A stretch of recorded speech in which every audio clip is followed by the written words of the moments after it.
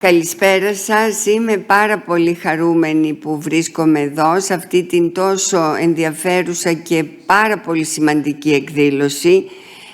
Δεν γίνονται συχνά τέτοιες εκδηλώσεις, τέτοιες συζητήσεις για την ανάγνωση σε βάθος.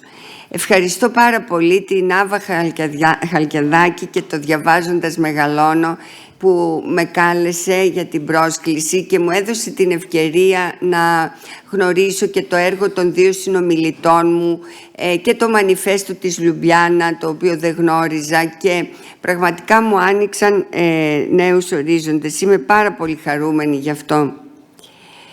Το θέμα το ακούσατε.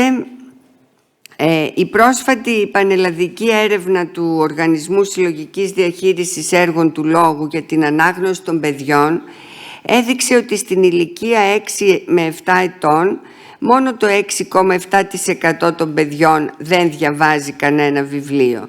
Και αυτό είναι βέβαια πολύ θετικό και ελπιδοφόρο. Η μεγάλη πλειοψηφία των παιδιών έρχονται σε επαφή με τα παιδικά βιβλία.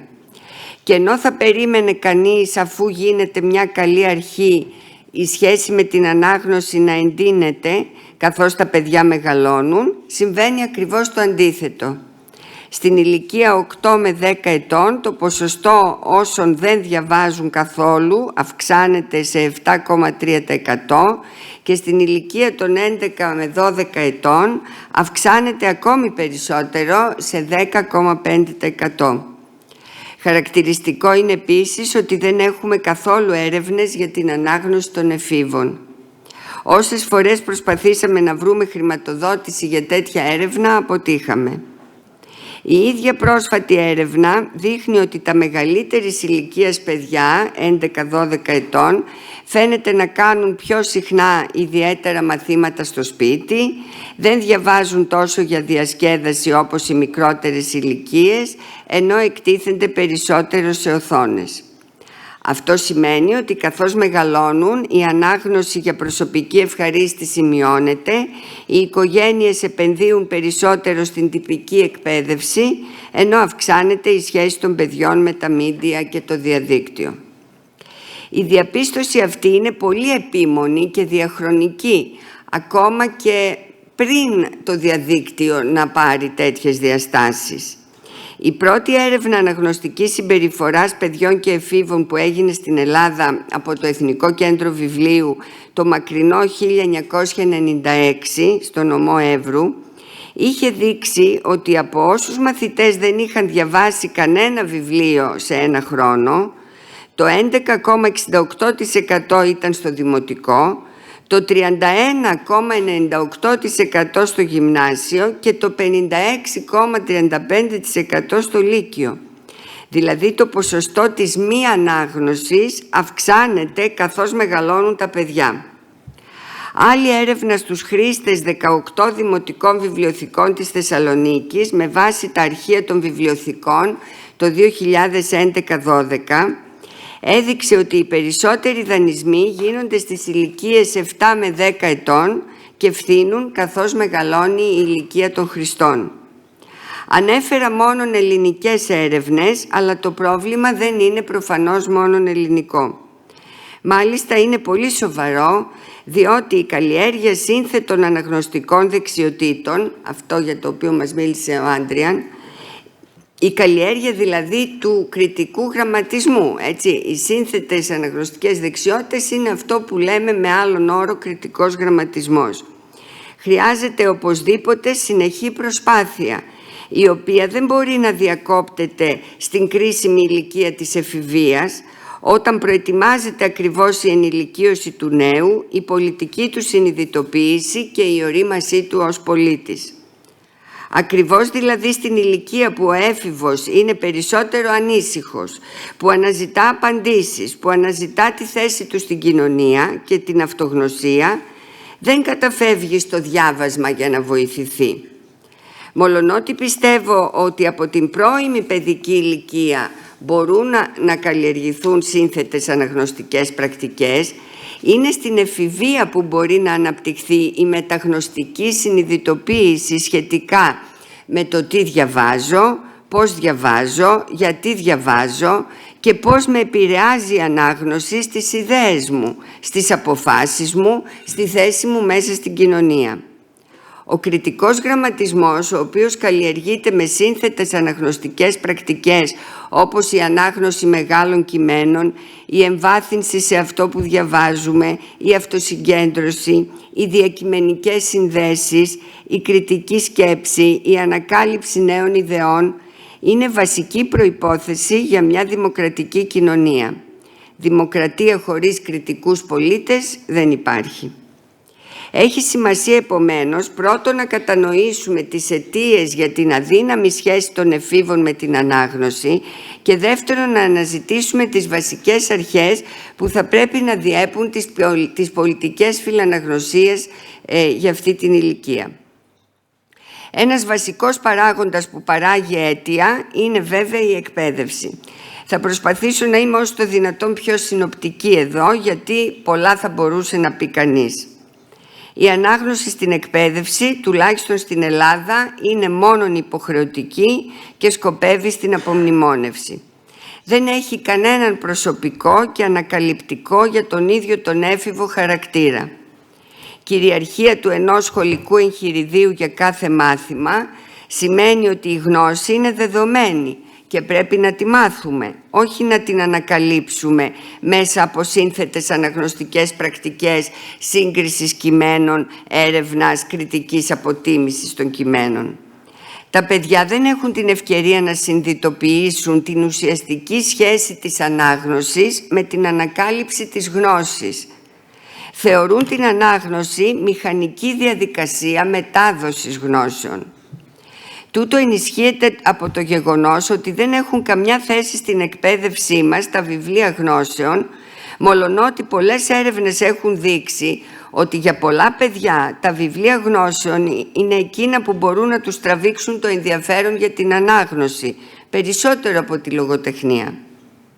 Η απόλαυση δεν βρίσκεται μόνο στην ανάγνωση λογοτεχνίας. Όταν διαβάζουμε ιστορικά, φιλοσοφικά, δοκιμιακά, πληροφοριακά βιβλία, αισθανόμαστε επίσης απόλαυση. Τα παιδιά και οι έφηβοι δεν έρχονται σε ουσιαστική επαφή με δοκιμιακά και πληροφοριακά βιβλία. Δεν βοηθιούνται στο να διαμορφώσουν προσωπικά ερωτήματα. Αποκτούν κάποιες γνώσεις από τα σχολικά εγχειρίδια, κυρίως για να εξεταστούν. Η εκπαίδευση ποτέ δεν κατόρθωσε να αξιοποιήσει τις εφημερίδες για την καλλιέργεια του κριτικού γραμματισμού. Προφανώς τις φοβάται πολύ, διότι οι εφημερίδες είναι στενά συνυφασμένες με την πολιτική. Ωστόσο, οι εφημερίδες πάντοτε αποτελούσαν για τον απλό πολίτη ένα εργαλείο γραμματισμού και πολιτικής και κοινωνικής συνειδητοποίησης. Δεν είναι τυχαίο ότι σήμερα έχει υποχωρήσει πολύ η ανάγνωσή τους σε σχέση με τη διαδικτυακή πληροφόρηση. Κι όμως οι εφημερίδες είναι ένα πολύ προσιτό υλικό για να γνωρίσει ο μαθητής τι σημαίνει διαφορετική άποψη πάνω στα ίδια γεγονότα, πόση σημασία έχει η διατύπωση μιας είδησης, η επιλογή των λέξεων, το πολιτικό σύνθημα. Γίνεται κοινωνική και πολιτική αγωγή, ένα μάθημα που υπάρχει στο σχολείο, χωρίς εφημερίδες. Ο φόβος μας για τις πολλές και διαφορετικές εφημερίδες στο σχολείο, αν όντως υπάρχει ακόμη, δείχνει και το επίπεδο του γραμματισμού μας. Φοβόμαστε τις διαφορετικές πολιτικές, με την ευρεία έννοια απόψεις, διότι δεν είμαστε σίγουροι ότι μπορούμε να τις αντιμετωπίσουμε κριτικά, διότι δεν κατέχουμε τις στρατηγικές να τις διαπραγματευτούμε απροκατάληπτα μέσα στην τάξη. Έτσι λοιπόν αρκούμαστε στις διαχρονικές αξίες, στους κοινούς τόπους, σε ό,τι είναι γενικά παραδεκτό και δεν προκαλεί, αφήνοντας τα πραγματικά διακυβεύματα του σήμερα να τα ανακαλύψουν τα παιδιά εκτός του σχολείου με όποιον τρόπο μπορέσουν, αν μπορέσουν. Μήπως όμως έχουν την ευκαιρία να βιώσουν την ανάγνωση ως απόλαυση? Μέχρι πρόσφατα στην Ελλάδα δεν ζητούσαν από τους μαθητές του γυμνασίου και του λυκείου να διαβάζουν ένα ολόκληρο λογοτεχνικό βιβλίο. Χωρίς ολόκληρο βιβλίο, πώς θα αντιληφθεί κάποιος τις χαρές της λογοτεχνικής ανάγνωσης? Σύμφωνα με την τελευταία μεταρρύθμιση των προγραμμάτων σπουδών, θα ενταχθεί από του χρόνου η ανάγνωση ολόκληρου λογοτεχνικού βιβλίου.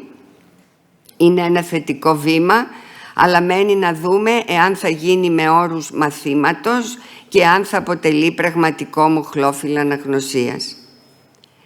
Στην Ελλάδα έχει ενταχθεί στην εκπαίδευση δημιουργική γραφή. Ενώ στην κοινωνία υπάρχει τεράστια μόδα δημιουργικής γραφής, με πλήθος εργαστήρια, σεμινάρια και άλλα, θα έλεγε κανείς ότι ανθεί μια αγορά δημιουργικής γραφής. Εκ πρώτης όψεως είναι θετικό. Σήμερα μιλούμε για δημοκρατικοποίηση της γραφής, για αύξηση της παραγωγής κειμένων, τα οποία τώρα έχουν και τη δυνατότητα της δημοσιοποίησης στο διαδίκτυο. Το ερώτημα είναι αν το γεγονός ότι πολύ περισσότεροι άνθρωποι γράφουν συνοδεύεται από αύξηση της ανάγνωσης, από πολλαπλασιασμό των αναγνωστών. Δεν έχει γίνει σχετική έρευνα, αλλά έχω την αίσθηση ότι για πολλούς ανθρώπους η γραφή έχει αποκτήσει προτεραιότητα έναντι της ανάγνωσης. Ίσως επειδή προσδίδει κύρος ή ίσως επειδή σε καθιστά συγγραφέα, σου δίνει την αίσθηση ή την ψευδαίσθηση ότι πάτησες το πρώτο σκαλί της καλλιτεχνικής δημιουργίας. Ενώ η πτωχή ανάγνωση τι έχει να προσδώσει στον αναγνώστη σε μια κοινωνία και μια εικονική πραγματικότητα όπου όλα συμβαίνουν για να επιδεικνύονται.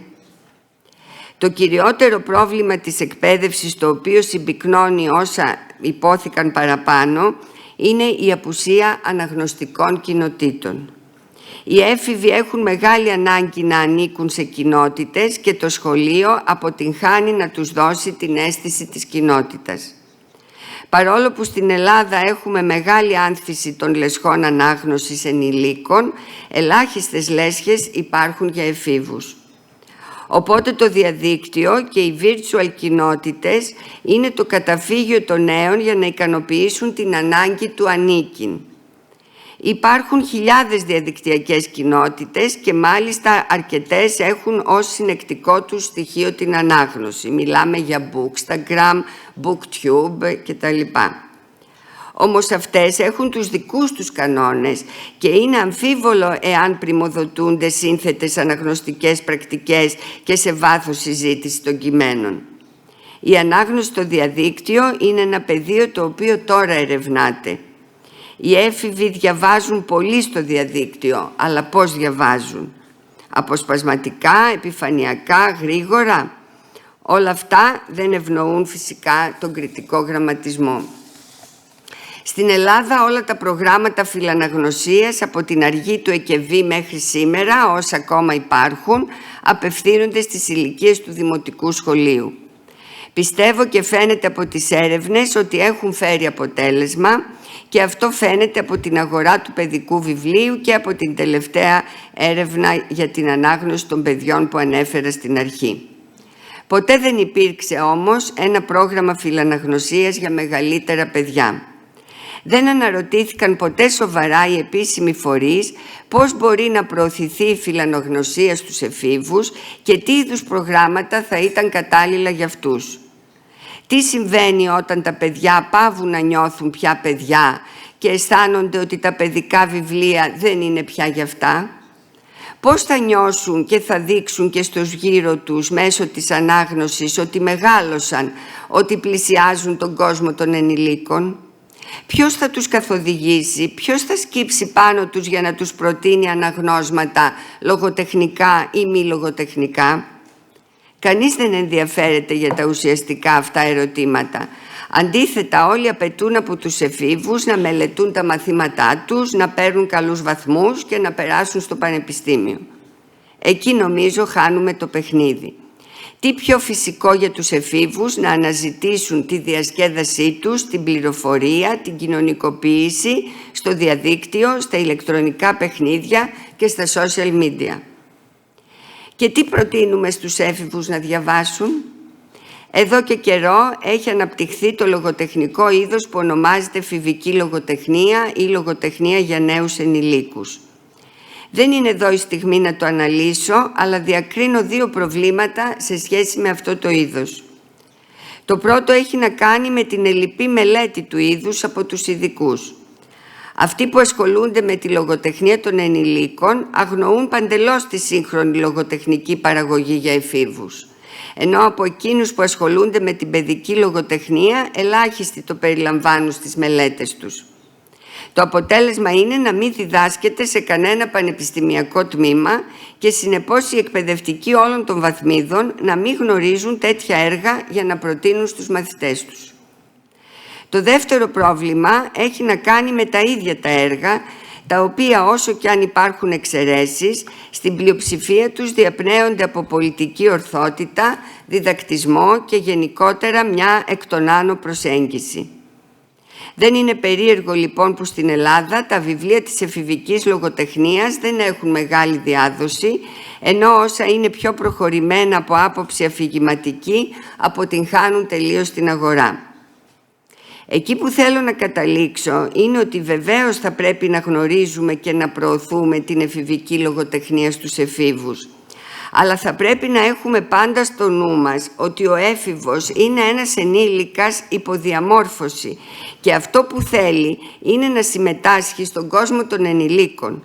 Δεν θέλει μετά την παιδική ηλικία και τα παιδικά βιβλία να κλειστεί σε ένα άλλο κουκούλι που λέγεται εφηβικό βιβλίο. Θα πρέπει να προσπαθούμε να στρέψουμε τον έφηβο όσο το δυνατόν πιο γρήγορα και ανάλογα με την ορίμαση του καθενός στα βιβλία των ενηλίκων, λογοτεχνικά ή μη λογοτεχνικά.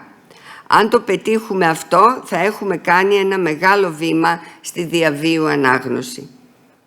Ο χρόνος μου τελειώνει και πρέπει να κλείσω με κάποιες προτάσεις. Πρώτα-πρώτα, όλοι συμφωνούμε ότι χρειάζεται επιστημονική έρευνα. Όσον αφορά την ανάγνωση των εφήβων, χρειάζεται έρευνα για τις αναγνωστικές πρακτικές και προτιμήσεις τους, αλλά ταυτόχρονα και σε συνδυασμό με τις συνολικές πολιτισμικές και ψηφιακές πρακτικές τους. Πρέπει να καταλάβουμε την εφηβική κουλτούρα συνολικά. Δεν μπορούμε να απομονώσουμε την ανάγνωση και ιδίως πρέπει να μελετήσουμε τη σχέση τους με την ανάγνωση σε συνδυασμό με τις ψηφιακές τους πρακτικές. Η εκπαίδευση και ιδίως η δευτεροβάθμια αποτυγχάνει όλος διόλου να προωθήσει τη δημιουργική ανάγνωση, να δώσει δηλαδή στους εφήβους το μήνυμα ότι η ανάγνωση είναι ένα ισχυρό μέσον για να φτιάξεις την ταυτότητά σου, να ενδυναμωθείς, να πολεμήσεις την ανασφάλεια, να κοινωνικοποιηθείς. Για να δοθεί αυτό το μήνυμα θα πρέπει η δημιουργική ανάγνωση να βρίσκεται στο κέντρο μιας μαθητοκεντρικής διδασκαλίας και επομένως μιας ανακαλυπτικής μάθησης.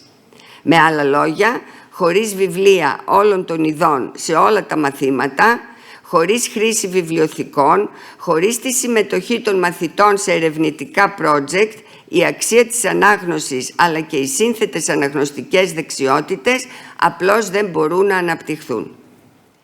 Διδάσκω λογοτεχνία και θα ήταν αυτονόητο για μένα να εξάρω εδώ την αξία της λογοτεχνίας. Δεν θα το κάνω, διότι όσο και αν πιστεύω ότι η λογοτεχνική ανάγνωση ολόκληρων βιβλίων έχει πολλά να προσφέρει, πιστεύω ταυτόχρονα ότι η λογοτεχνική ανάγνωση πρέπει να συνομιλεί διαρκώς με τη μη λογοτεχνική ανάγνωση, καθώς και με την ανάγνωση στο διαδίκτυο. Και έχει σημασία να δίνουμε έμφαση ακριβώς στις διαφορές των κειμενικών ειδών, έτσι ώστε οι νέοι να αναπτύξουν μεταγνωστική συνειδητοποίηση ως προς τα χαρακτηριστικά και τις συμβάσεις κάθε κειμενικού ή λογοτεχνικού είδους. Το άλλο βασικό χαρακτηριστικό της ανάγνωσης που πρέπει να ενισχύσουμε είναι η κοινωνικότητά της.